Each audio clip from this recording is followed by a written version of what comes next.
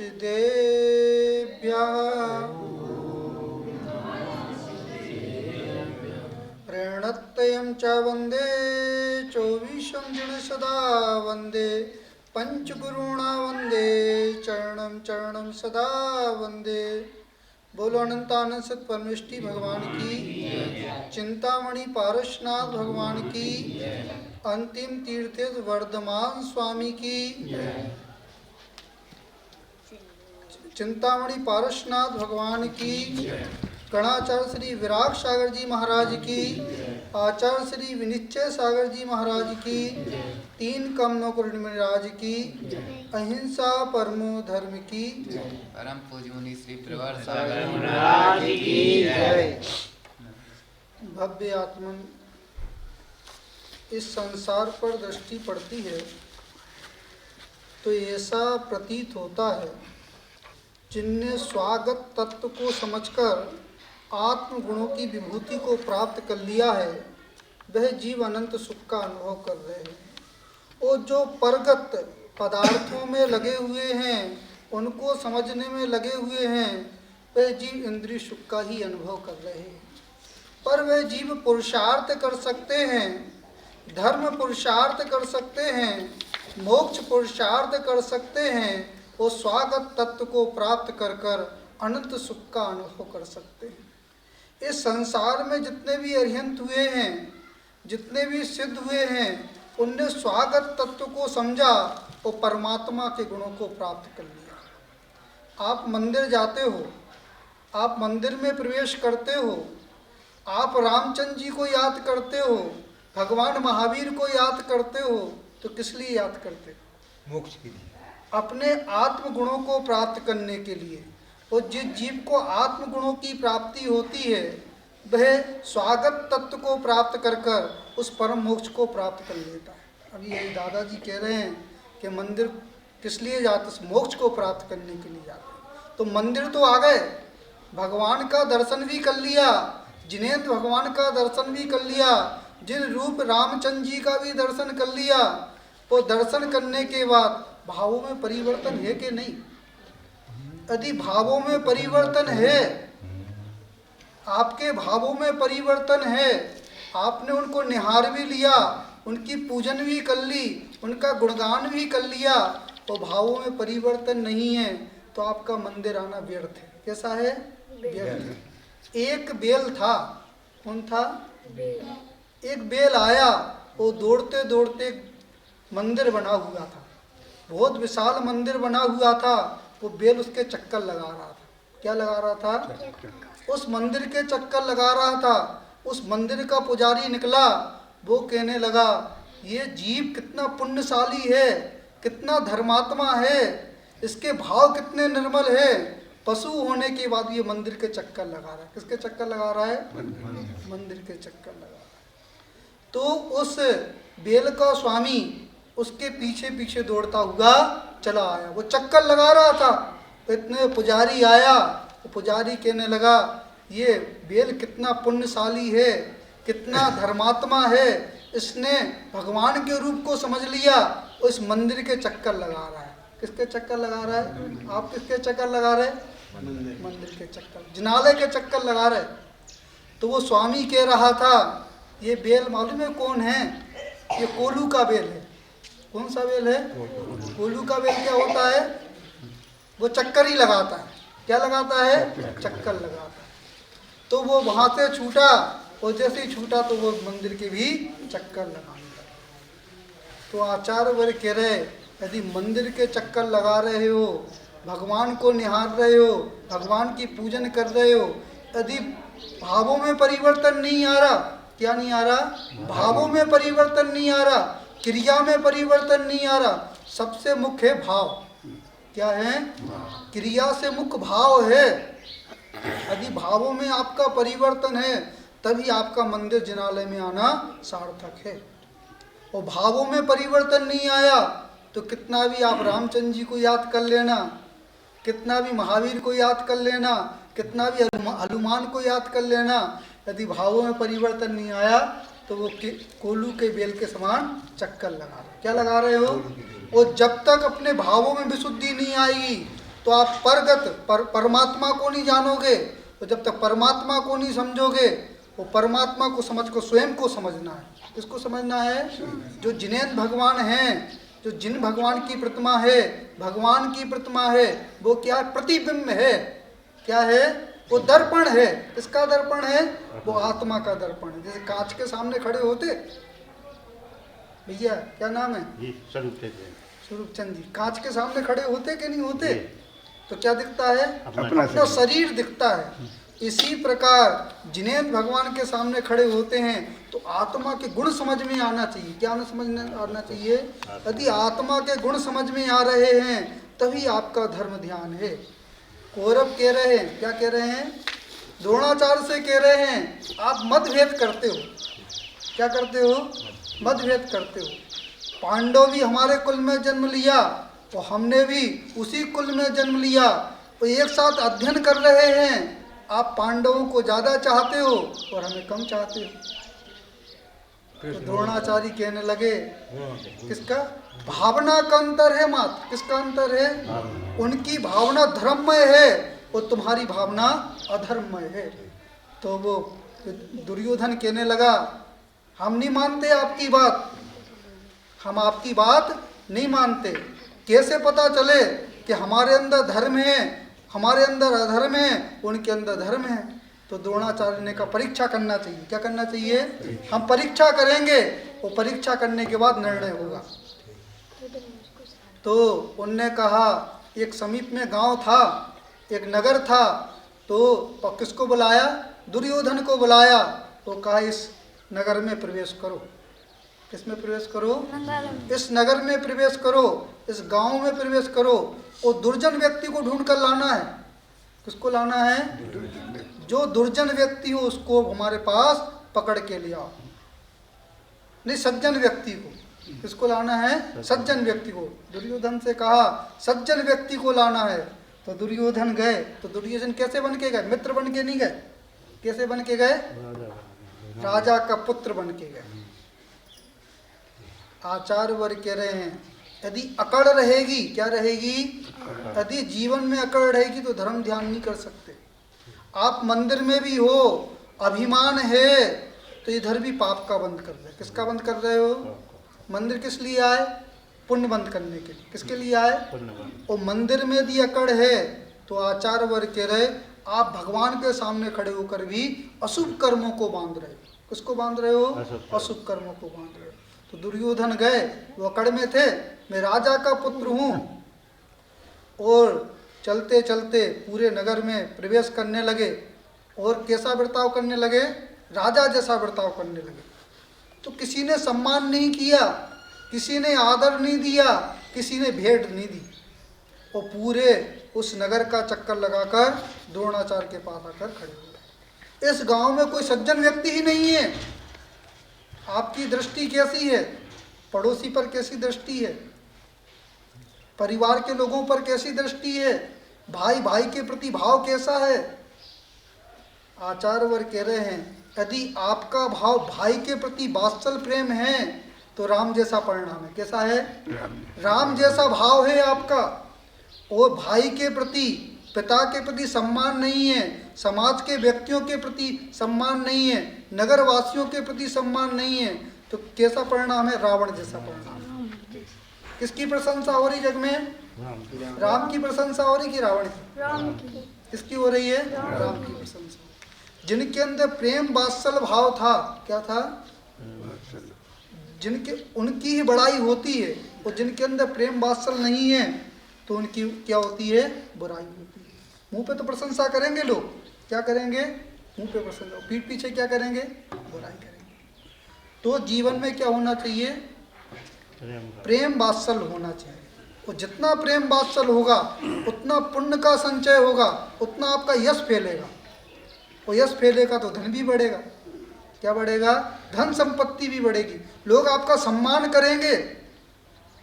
तो वो दुर्योधन खड़ा हो गया, द्रोणाचार्य के चरणों में खड़ा था।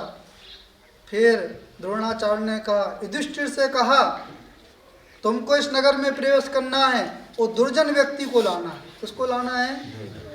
वो गए, मित्र बन के गए। कैसे बन के गए? मित्र बन के गए। और जैसे ही मित्र बन के उनने प्रवेश किया तो उनने क्या किया? सबसे प्रेम मधुर वचन बोले। कैसे बोले? मधुर वचन बोले। लोग उनके पास आए, उनका आदर किया, सम्मान किया। राजा के पुत्र होने के बाद भी इनके अंदर कितना वात्सल्य है, कितना प्रेम है, कितना धर्म है, कितना दया है।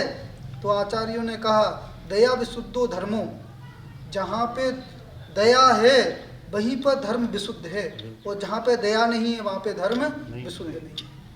तो धर्म कहाँ से प्रारंभ होता है?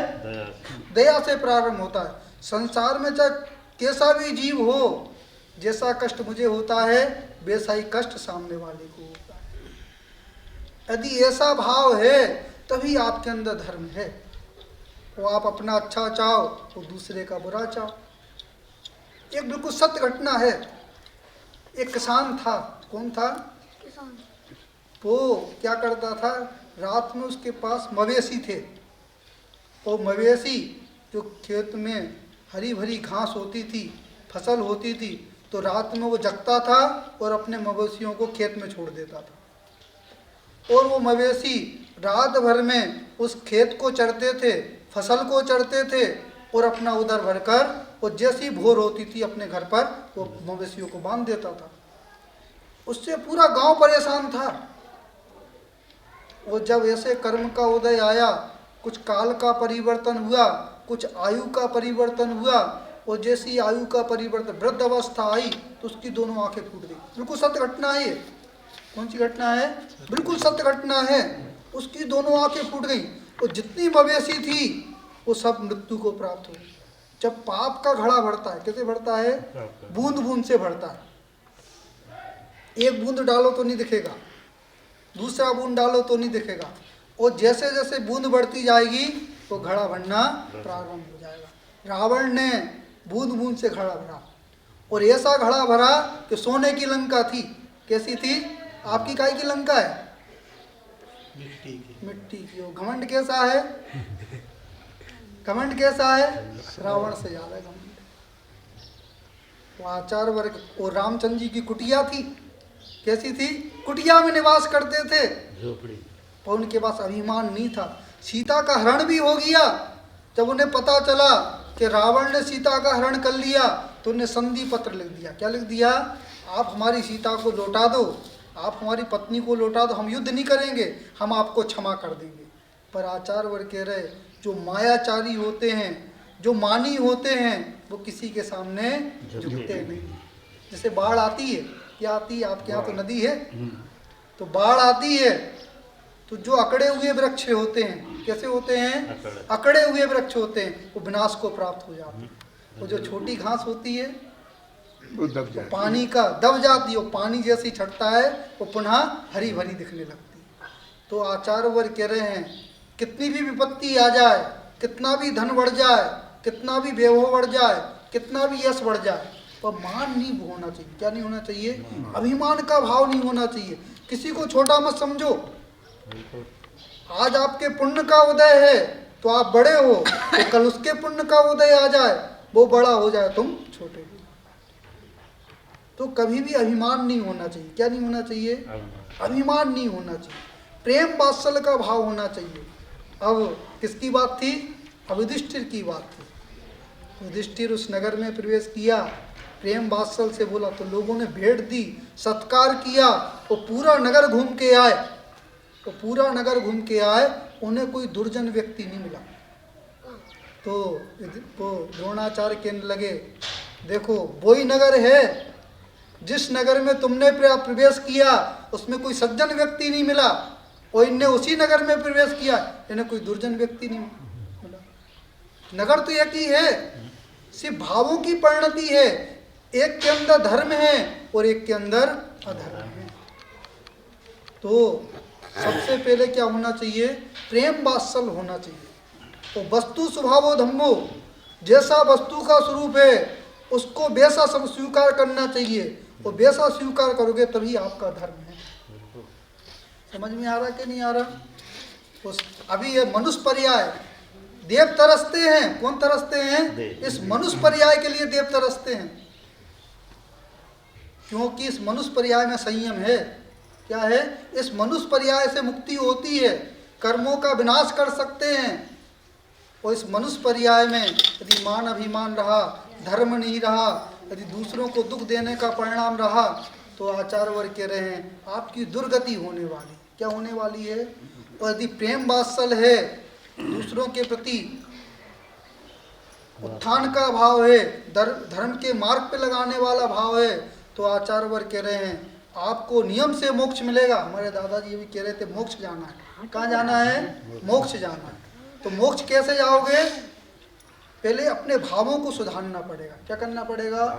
और जैसे जैसे भाव सुधरेंगे तो मोक्ष अपने आप मिल जाएगा। उनने विभीषण ने अपने भाई का भी दामन छोड़ दिया। क्यों छोड़ दिया? क्योंकि भाई के पास अधर्म था। सोने की लंका तो थी, क्या थी? सोने की लंका थी, पर अधर्म था। वो राम की कुटिया में चले गए। कहाँ चले गए? राम की कुटिया में चले। विजय किसकी हुई? सत्य की विजय हुई। राम की विजय नहीं हुई। किसकी विजय हुई? सत्य की विजय हुई। और जहाँ पर सत्य धर्म, शील धर्म होता है, वहाँ पर विजय होती है। तो आपके अंदर सत्य धर्म है कि नहीं? चिंतन करना। अकेले में बैठना सबसे बड़ा धर्म है। निज आत्मा की परिणति का चिंतन करो। हमारी भावना कैसी है? राम जैसी भावना है कि रावण जैसी भावना है? कि कंस जैसी भावना है कि श्री कृष्ण जैसी भावना है? और यदि आप अपनी परिणति का चिंतन करने लग जाओगे तो जो आत्मा में दोष हैं, जो आपके भावों में दोष हैं, वो भाव दोष समाप्त हो जाएंगे। कैसा परिणाम हो जाएगा? दुर्योधन जैसा परिणाम नहीं रहेगा, फिर पांडवों जैसा परिणाम रहेगा। वो 5 भाई थे, वो 100 भाई थे। कितने भाई थे? विजय किसकी हुई? 5 भाई की। क्योंकि उनके पास धर्म था। वो धर्म था तो उनके पास श्री कृष्ण थे। कौन थे? श्री कृष्ण थे। और जहाँ पे धर्म होता है वहीं पर विजय होती है। क्या होती है? विजय होती है। उन पांडवों ने स्वागत को भी समझा और फिर परगत को छोड़कर स्वागत को समझा। उन्हें समझ में आ गया कि संसार तो दुखदाई है। कैसा है? दुखदाई है। जब युद्ध हुआ, युद्ध होने के बाद उनसे हिंसा हो गई। क्या हो गई? हिंसा। प्रतिक्रमण करते हैं कि नहीं करते? क्या नाम है? स्वरूपचंद जी प्रतिक्रमण करते हैं कि नहीं करते? नहीं कहते सर। प्रतिक्रमण चालू कर दो। जी। प्रतिक्रमण करने से क्या होता है? कर्म का विपाक ढीला पड़ जाता है। जो कर्म की स्थिति है, आलोचना करने से, निंदा करने से कि भगवान मेरे साथ दोष हो गया, मुझसे प्रमाद से, ज्ञात अज्ञात भाव से दोष हो गए हैं, मैं प्रतिक्रमण करता हूँ, उन कर्मों की आलोचना करता हूँ। वो आलोचना करने से प्रतिदिन करना चाहिए। मुनिराज 3 टाइम प्रतिक्रमण करते हैं। कितने टाइम करते हैं? प्रातः काल, मध्यम काल और सायकाल। तीनों टाइम प्रतिक्रमण करते हैं। रात्रि के दोषों की भी आलोचना करते हैं, मध्यम काल की दोषों की भी आलोचना करते हैं, और वो देवसिक काल की भी आलोचना करते हैं। तो उससे क्या होता है? भान होता है कि हम कौन कौन से कर्म कर रहे हैं और कौन कौन से पाप का बंध हो रहा है। इसलिए प्रतिदिन प्रतिक्रमण तो करना ही चाहिए। आलोचना पाठ पढ़ना चाहिए। क्या पढ़ना चाहिए?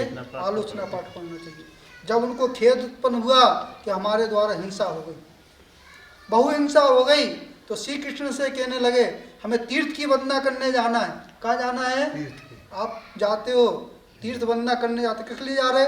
अपने पापों को धोने के लिए। तो श्री कृष्ण नीतिवान थे। कैसे थे? नीतिवान थे। तो वह कहने लगे भैया मेरे पास समय नहीं है, मेरे पास मेरी एक धरोहर ले जाओ, तुम भी तीर्थ वंदना करना, उस धरोहर को भी तीर्थ वंदना करवाना। तो उनने चारों धाम की वंदना की। गंगा जी में भी स्नान किया, यमुना जी में ने स्नान किया, सरस्वती में, आदि नदियों में स्नान किया। वो स्नान कर कर श्री कृष्ण के पास आ गए। हमारे सारे पाप धुल गए। तो श्री कृष्ण ने कहा कर आपके भोजन हमारे यहाँ है। क्या है? आप सभी के भोजन हमारे यहाँ है। आमंत्रण कर दिया और 56 प्रकार के भोजन बनवाए। कितने प्रकार के? 56 प्रकार के। वो जो धरोहर थी उसका चूरण बनाया। क्या बनाया? चूरण बनाया। वो चूरण बनाने के बाद जब पूरा उनका पेट भर गया, भोजन कर लिया पेट भर, उनने प्रसाद दिया, क्या दिया? जैसे ही प्रसाद दिया उनने मुंह में डाला और उनने वमन करना प्रारंभ कर दिया। तो श्री कृष्ण से कह रहे हैं, पहले आपने 56 प्रकार के भोजन करवाए, तो एक कड़वा पदार्थ कौन सा दे दिया? तो उनने कहा, तुमने चारों धाम की वंदना की, जो धरोहर दी थी इसने भी चारों धाम की वंदना की, गंगा जी में स्नान किया, यमुना जी में स्नान किया, जब इसका स्वभाव परिवर्तन नहीं हुआ, क्या नहीं हुआ? इसकी कड़वाहट दूर नहीं हुई, तो तुम्हारे कर्म कैसे धुल गए? तो उनको समझ में आया, तो उनने संयम को धारण किया और उन्हें वृत्ति आ गई, क्या हो गई? उनने संन्यास धारण किया और संन्यास धारण कर कर कर्मों का क्षय कर कर परगत को छोड़कर स्वागत को प्राप्त कर कर केवल ज्ञान प्रकट हो गया। तीन भाइयों को केवल ज्ञान प्रकट हो गया। वो 2 भाइयों ने क्या किया? देव आयु का बंध के सर्वार्थ सिद्धि के देव हो गए। क्या हो गए?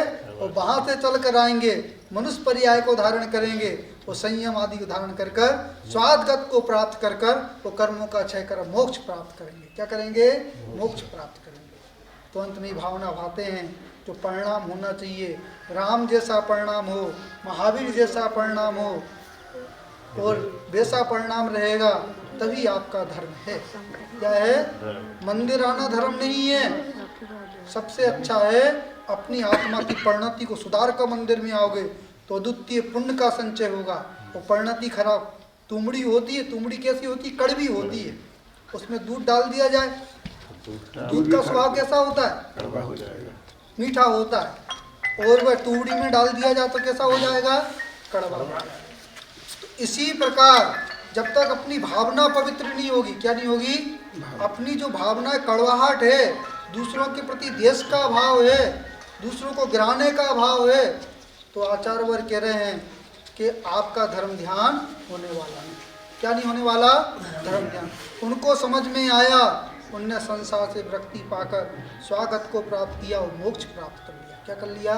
मोक्ष प्राप्त कर लिया। तो अंत में भावना भाते हैं कि आप भी राम जैसे बनो। कैसे बनो? कृष्ण जैसे बनो, महावीर जैसे बनो, हनुमान जैसे बनो, तभी आपकी मनुष्य पर्याय सार्थक है। वो दुर्योधन रावण जैसे बने रहे तो वो भी मनुष्य बने, तो मरकर कहाँ चले गए? नरक चले गए। कहाँ चले गए? नरक चले गए। कहाँ जाना है? कहाँ जाना है? मोक्ष जाना है। तो पहले मानव बनना पड़ेगा। धर्म करत संसार सुख, धर्म करत निर्माण, वो धर्म साधे बिना नर पशु समान। किसके समान है? वो धर्म कब आएगा? जब हमारा मान कसाय मंद पड़ेगा। कैसा पड़ेगा? तभी धर्म समझ में आएगा। तो मान कसाय रहेगा तो धर्म समझ में आने वाला नहीं। क्रोध भाव होए, मायाचारी होए, लोभ होए, तब भी धर्म समझ में आने वाला। जहाँ पे क्षमा होती है, क्या होती है? सरलता होती है। जहाँ पर निर्लोभता होती है, वहीं पर धर्म समझ में आता है। और जहाँ पे ये गुण होते हैं, वहीं पर धर्म होता है। क्या होता है? राम के गुण कैसे थे? क्षमावान थे, सरल थे। कैसे थे? जब उनने कहा, उनको पता चला क्या होना था? राजतिलक होना था। जब उन्हें पता चला कि पिता ने वरदान दे दिया, किसको वरदान दे दिया? छोटे भाई को राजगद्दी होना है, तो उनने सुबह उन पर राजगद्दी पे बैठना था और शाम को इनने घर का त्याग, रात्रि में घर का त्याग कर दिया। तो राम ने त्याग किया तो महान हो गए। कैसे हो गए? और रावण ने जोड़ जोड़ के रखा तो कहाँ चला गया? दुर्गति में चला गया। तो त्याग धर्म से ही व्यक्ति महान होता है। क्या होता है? पहले मंदिर आने से पहले भाई को भाई जैसा समझो, पिता को पिता जैसा समझो, माँ को माँ जैसा समझो, समाज के व्यक्ति को भाई जैसा समझो, तभी आपका मंदिर में आना सार्थक है। उनके प्रति, समाज के व्यक्ति के प्रति, भाई के प्रति यदि आपका प्रेम वात्सल नहीं है तो मंदिर में आना निरर्थक है। पहले राम बनना पड़ेगा। क्या बनना पड़ेगा? राम बनना पड़ेगा। तो इतनी भावना भाते हैं, आप अपनी परिणति को सुधारें, तभी भक्ति हो सकती है। क्या हो सकती है? भक्ति हो सकती है। वो भक्ति में ऐसी शक्ति है, जिनेन भक्ति दिने दिने सदा मेस्तु भवे भवे। ऐसी भावना चाहिए। हे जिनेन देव, जब तक हमारे ये दिन हैं, ये आयु कर्म के दिन हैं, और जब तक हमारा भाव समाप्त नहीं हुए तब तक आपकी भक्ति कम ना हो। वो भक्ति कब कम होगी? जब राग देश की परिणति समाप्त होगी, तभी भक्ति होगी। अंत में भावना आते हैं, आपके हृदय में सच्ची भक्ति हो, राम जैसी भक्ति हो, पांडव जैसी भक्ति हो, राम जैसी भक्ति हो, महावीर जैसी भक्ति हो। जब ऐसी भक्ति होती है तभी आत्मा का कल्याण होता है, तभी धर्म होता है, तभी स्वागत को समझकर व्यक्ति अपनी आत्मा का कल्याण करता है। ओम नमः